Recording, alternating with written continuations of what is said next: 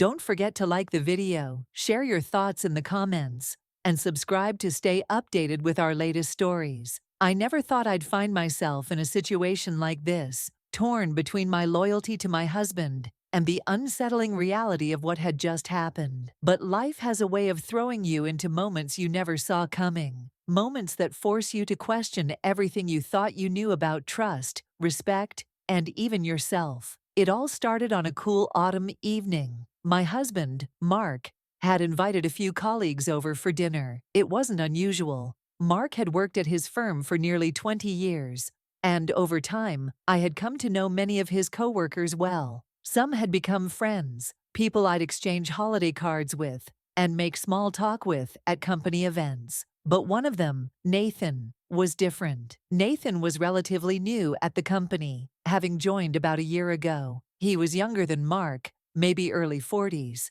confident and undeniably charming in that effortless way that made people gravitate toward him. He had a way of making every conversation feel like an inside joke. Every compliment sound like a secret meant just for you. I never gave it much thought until that night. We had a beautiful dinner planned. The house smelled of rosemary and garlic from the roasted chicken in the oven, and I had even lit some candles to give the place a warm, inviting glow. Mark was in his element, laughing and chatting with his coworkers, while I played the role of the gracious host, making sure drinks were refilled and everyone was comfortable. Nathan arrived a little later than the others, carrying a bottle of wine and his usual confident grin. "Hope I'm not too late to the party," he said, handing me the wine as his fingers brushed over mine. Just a little longer than necessary. I ignored the momentary discomfort, chalking it up to my imagination. The evening carried on,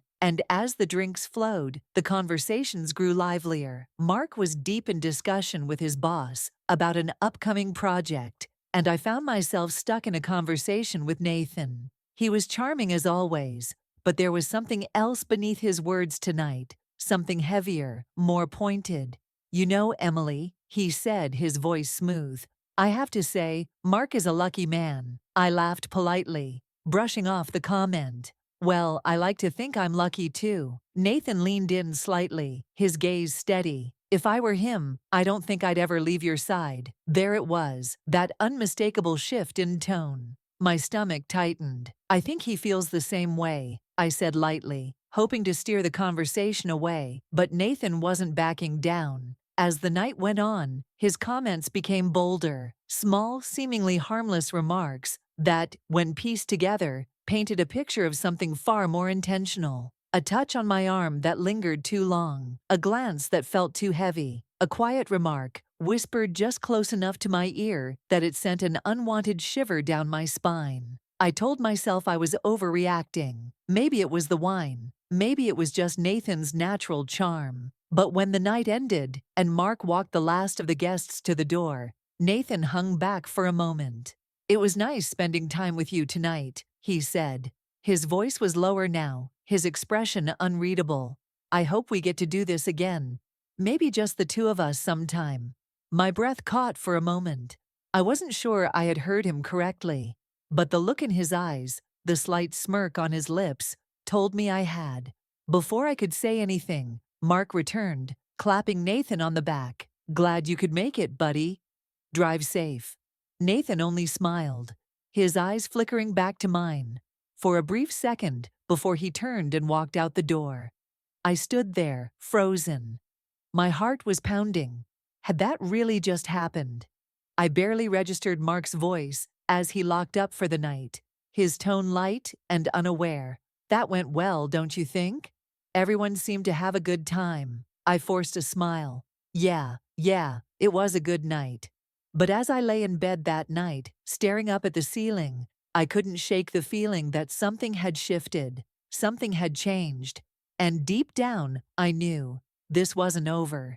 I woke up the next morning with a strange heaviness in my chest. The house was quiet, except for the distant hum of Mark in the kitchen, probably making his usual Saturday morning coffee. I told myself I was overthinking it, that Nathan was just being his usual overly charming self. and I had read too much into his words. But no matter how many times I tried to dismiss it, the memory of his voice, the look in his eyes, the way his fingers had lingered on mine, it all stuck to me like a shadow. I pushed the thoughts aside and got out of bed, wrapping myself in my robe before heading downstairs. "Morning, hun," Mark said with a smile as he handed me a steaming mug of coffee. "Sleep okay?" "Yeah," I lied, taking a sip. He didn't notice my hesitation, already moving on to his next thought. "Oh, by the way, Nathan texted me this morning. He said he had a great time last night and wants to get together again soon." I nearly choked on my coffee. Mark didn't seem to notice. I told him we should do a double date, maybe dinner at that new steakhouse downtown. I hesitated. Every part of me wanted to say no, to come up with an excuse, any reason to avoid being in the same room with Nathan again. But what was I supposed to do? Tell my husband that his colleague had crossed a line? That I wasn't sure what his intentions were, but they made me uncomfortable? I didn't even have proof, just a feeling. So instead, I forced a smile. "That sounds nice," Mark grinned. "Great, I'll set it up." The following week, I did my best to forget about the whole thing. I kept myself busy, throwing myself into errands, catching up with old friends, doing anything that kept my mind from drifting back to Nathan. But then, out of nowhere, I got a text. "Nathan, hey Emily, hope you're having a great day. Can't stop thinking about our conversation the other night." My stomach twisted. I stared at the message, my fingers hovering over the keyboard. I could have ignored it, should have ignored it, but part of me wanted to make it clear that whatever he thought was happening wasn't me. "Hey Nathan, I think you might have misunderstood something. I'm happily married, and I'd appreciate it if you kept things professional."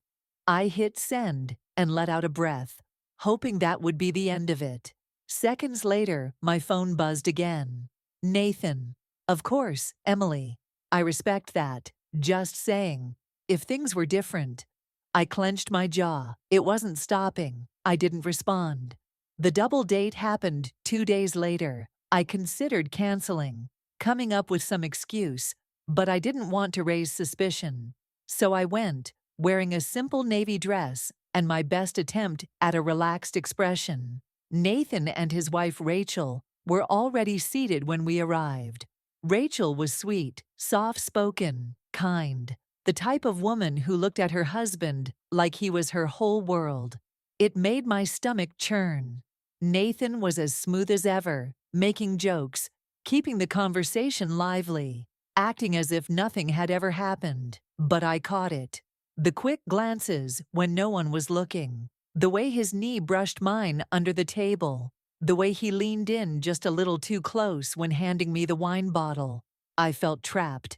And then, at one point in the evening, while Rachel and Mark were talking, Nathan murmured, just low enough for only me to hear, "You're even more beautiful when you're nervous."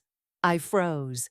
My pulse pounded in my ears, my body tensing as I turned to look at him. He smirked, so subtle it was barely noticeable. I had two choices: let it slide, pretend it didn't happen like I had before, or stop this right now. I took a deep breath, then spoke, loud enough for Mark and Rachel to hear. "Nathan, I don't think it's appropriate for you to talk to me like that." Silence fell over the table. Mark's head snapped up. Rachel blinked in confusion. And Nathan just stared at me, his smirk vanishing as he realized what I had done. Mark frowned. "What?" Nathan let out a small, forced laugh. "It was just a joke." "It didn't feel like one," I said evenly. Rachel looked between us, her brow furrowing. "Nathan," he shook his head quickly, putting on a smile. "Just a misunderstanding. Let's not make this awkward." But it was already awkward. And I didn't care. Mark looked at me, confused, but concerned. "Emily, are you okay?" I met his eyes, and for the first time, I let him see the truth. "I don't think I want to be here anymore," I admitted. Mark didn't ask any more questions. He just nodded and stood. "Then let's go."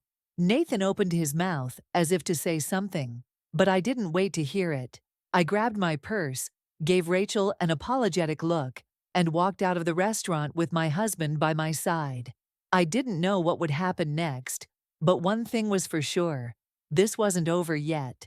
The car ride home was quiet. Mark kept glancing at me, waiting for me to say something. But I just stared out the window, my thoughts tangled. Finally, as we pulled into the driveway, he spoke. "Emily, what happened back there?" I exhaled, gripping my purse tighter. How could I say this without it sounding wrong? "Try me," he said. His voice was gentle, but there was a trace of something else beneath it. Concern, maybe even anger. I turned to him, choosing my words carefully. "Nathan has been making me uncomfortable." Mark's brow furrowed. "What do you mean?" I swallowed hard. That night, after dinner at our place, he was too familiar. The way he touched my hand, the way he looked at me, I brushed it off as nothing. But then, he texted me a few days later, saying he couldn't stop thinking about our conversation. Mark's hands tightened on the steering wheel. "And tonight," I continued, "he said something inappropriate to me. I tried to handle it on my own, but I realized if I kept quiet, it would never stop." Mark's jaw clenched, his knuckles turning white. "Emily, why didn't you tell me sooner?" "Because I wasn't sure if I was imagining it," I admitted. "And because he's your colleague. I didn't want to make trouble for you at work." Mark shook his head, his eyes dark, with something I rarely saw. Fury. "You are my wife. You come first. Always." His words made my chest tighten, and for the first time that night, I felt like I could breathe. But this wasn't over. The next morning, I woke up to find Mark already in the kitchen, his phone in his hand, his expression tense. "What's wrong?" I asked. He let out a slow breath. "Nathan texted me. He's trying to act like nothing happened. Said he hopes last night didn't cause any unnecessary drama." I scoffed. "Unnecessary drama? Unbelievable." Mark looked at me. "I don't want you to have to deal with this anymore. I'm going to talk to him at work, face to face." I hesitated. "Are you sure?" "He crossed a line," Mark said firmly. "More than once. I need to make it clear that this is not okay." Something in his voice told me he wasn't going to let this go, and honestly, I was relieved. That afternoon, while Mark was at work, I tried to go about my day as usual, but I couldn't shake the feeling that something was coming. That Nathan wasn't just going to walk away from this quietly. And I was right. Around 3 p.m., my phone buzzed. "Nathan, I think we got off on the wrong foot. Can we talk? Just the two of us." A chill ran down my spine. I didn't reply. A few minutes later, another message. "Nathan, come on, Emily. Let's be adults about this." I gritted my teeth, my heart pounding. The audacity. I blocked his number, then I called Mark. When Mark came home that evening, he looked exhausted, but determined. "What happened?" I asked as he set his briefcase down. He ran a hand through his hair. I confronted him. I tensed, and Mark exhaled sharply.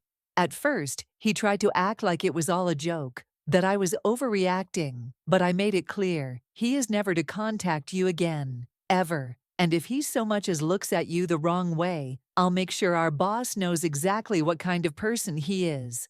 I bit my lip. And he just accepted that. Mark's expression darkened. Not at first. He got defensive. Said I was being ridiculous, that you were overthinking things. But I told him I trusted you completely.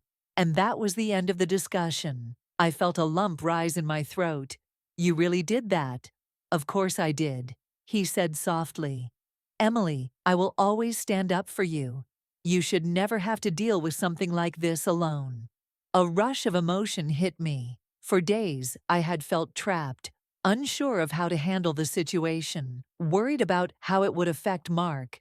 But now, standing in our home, hearing the unwavering certainty in his voice, I felt something I hadn't in a long time. Safe. I wrapped my arms around him, holding him tight. "Thank you." His lips pressed against the top of my head.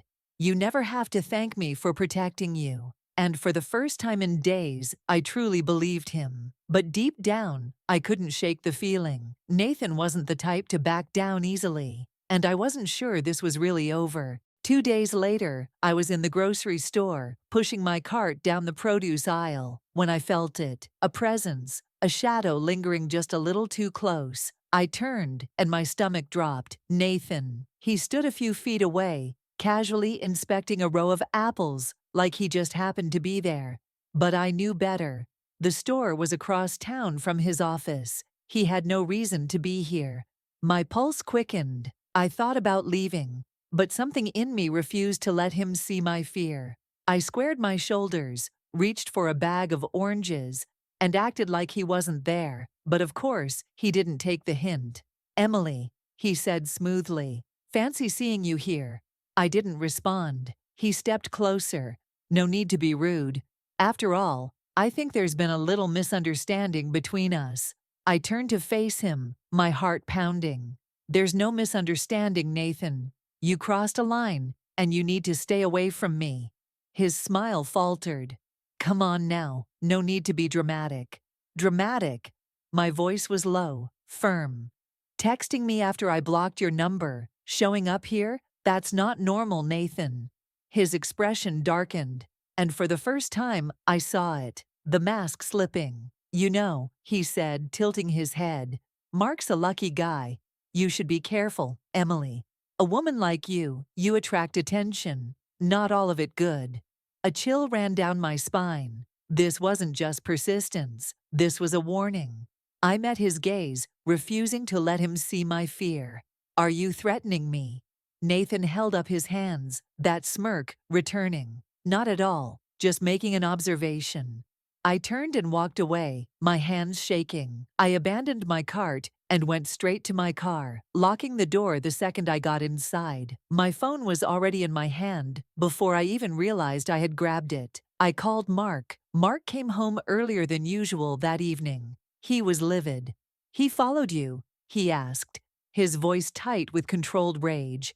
"Yes," I said. "And he wasn't just being creepy, Mark. He was trying to scare me." Mark exhaled sharply, pacing the kitchen. "That's it. I'm done playing nice." I swallowed. "What are you going to do?" He met my eyes. "I'm going to our boss. And if that doesn't work, I'm going to HR. Nathan doesn't get to do this. Not to you, not to anyone." For the first time since this started, I felt something shift inside me. A weight lifted, because I wasn't alone in this. Nathan had tried to make me feel powerless, but I wasn't. Not anymore. The next day, Mark filed a formal complaint with HR. Nathan must have realized he had pushed too far, because by the end of the week, he had resigned from the company. Word spread fast, something about personal reasons and new opportunities elsewhere. But Mark and I knew the truth. He was gone, and for the first time in weeks, I could finally breathe. That weekend, Mark and I sat on the back porch, watching the sunset. "You okay?" he asked, his fingers lacing through mine. I nodded. "Yeah, I think I finally am." Mark exhaled, his thumb gently brushing over my hand. "I should have seen it sooner. I cut him off. He was the problem, not you. And you stood by me when I needed you most. That's what matters." He pulled me closer, pressing a kiss to my forehead. "Always." I smiled, resting my head on his shoulder. This whole ordeal had been a nightmare, but it had also taught me something important about myself, about Mark, and about the strength we had together. Nathan had tried to shake me, to make me feel powerless, but in the end, all he had done was remind me just how strong I truly was.